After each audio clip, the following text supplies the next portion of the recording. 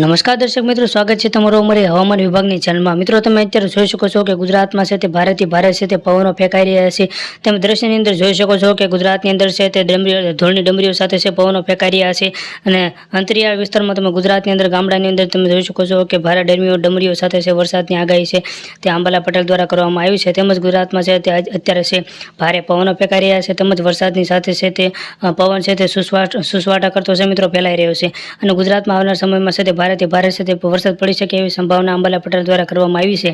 મિત્રો, હજી સુધી જો તમે અમારી યુટ્યુબ ચેનલ અંદર નવા હો અને હજી સુધી તમે અમારી યુટ્યુબ ચેનલને લાઇક શેર અથવા સબસ્ક્રાઇબ નથી કરી તો મિત્રો અત્યારે તમે અમારી યુટ્યુબ ચેનલને લાઇક શેર સબસ્ક્રાઇબ કરી અને મિત્રો બેલ આઇકન જરૂર દબાવી દેજો। તો મિત્રો, આપણે હવામાન વિશે વાત કરતા હતા કે અત્યારે સમગ્ર ગુજરાતની અંદર છે તે ભારેથી ભારે છે મિત્રો પવનો ફેંકાઈ રહ્યા છે અને મિત્રો આ પવનો છે તે પશ્ચિમ દિશાથી હોવાથી અત્યારે તમે દ્રશ્યની અંદર જોઈ શકો છો કે સમગ્ર ગુજરાતની અંદર છે ત્યારે ભારે પવનો છે ફેંકાઈ રહ્યા છે અને ધૂળની ડમરીઓ છે મિત્રો ઉડી રહી છે। મિત્રો, આ પવનો છે મુખ્યત્વે છે પશ્ચિમ દિશાના પવનો છે મુખ્યત્વે વરસાદ લાવવા માટે મિત્રો છે આ પશ્ચિમ દિશાના પવનો છે મહત્વનો ભાગ ભજવતા હોય છે। સામાન્ય રીતે મિત્રો છે ચોમાસું છે તે દક્ષિણ બાજુ એટલે કે કેરળમાં બાજુથી શરૂ થતું હોય છે, પરંતુ આપણે એક દ્રષ્ટિએ વાત કરીએ તો આ પવનો છે મિત્રો અરબી સમુદ્રમાંથી ફેંકાઈ રહ્યા છે અને મિત્રો આવનાર સમયમાં છે તે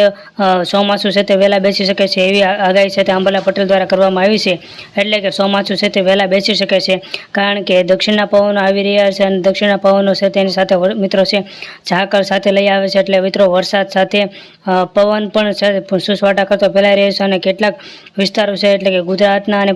ભારતના છે તે કેટલાક વિસ્તારોમાં છે તે ભારે માવઠા સાથે છે વરસાદ પડી શકે છે એવી આગાહી આંબાલાલ પટેલ દ્વારા કરવામાં આવી છે। જેમ કે ગુજરાતના દરિયા કિનારોમાં વાત કરીએ તો પોરબંદર છે, જામનગર છે, જૂનાગઢ છે, વેરાવળ છે, ઉપરાંત ગીર સોમનાથ છે, દ્વારકા છે, મોરબી છે, જામનગર છે, જામખંભાળિયા છે મિત્રો ત્યાં સૌથી વધારે એટલે કે વરસાદ પડી શકે છે એવી આગાહી છે આંબાલાલ પટેલ દ્વારા કરવામાં આવી છે। ત્યારબાદ મધ્ય ગુજરાતની જો વાત કરીએ તો ભારે છે મિત્રો ઉનાળા સાથે છે અત્યારે માવઠાનો છે તે ખતરો છે તે ફેલાઈ રહ્યો છે એટલે કે ભારે ઉનાળામાં છે મિત્રો વરસાદ મધ્ય ગુજરાતની અંદર પણ વરસી શકે છે કે જેમાં છે વડોદરા છે, રાજકોટ છે, સુરેન્દ્રનગર છે,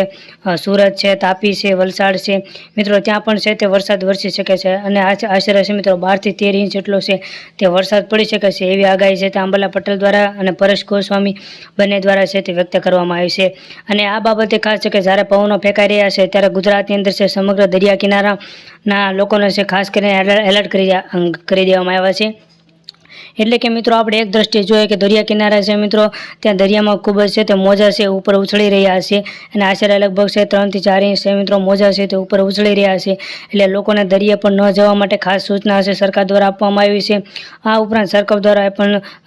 ભારે છે તે પવનો ફૂંકાઈ રહ્યા છે અને ભારેથી ભારે છે મિત્રો વરસાદ વરસી શકે છે એવી આગાહી છે તે આંબાલાલ પટેલ દ્વારા છે તે વ્યક્ત કરવામાં આવી છે અને આવનાર સમયમાં જો તમારો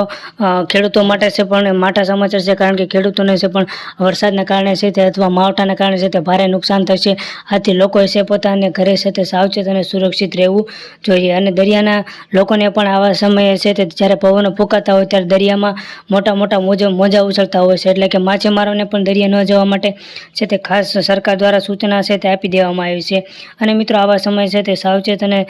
સતર્ક રહેવા સરકાર દ્વારા ખાસ સૂચના આપવામાં આવી છે અને સરકાર દ્વારા જે પણ સૂચનાનો આપવામાં આવે છે તેને આપણે ચુસ્ત અને સમયપણે છે તેનો પાલન કરવાનું રહેશે અને મિત્રો ખાસ કરીને ફરી છે તે દરિયા કિનારે ન જવા બાબતે સરકારની છે મોટી સૂચના છે અને દરિયા કિનારે છે મિત્રો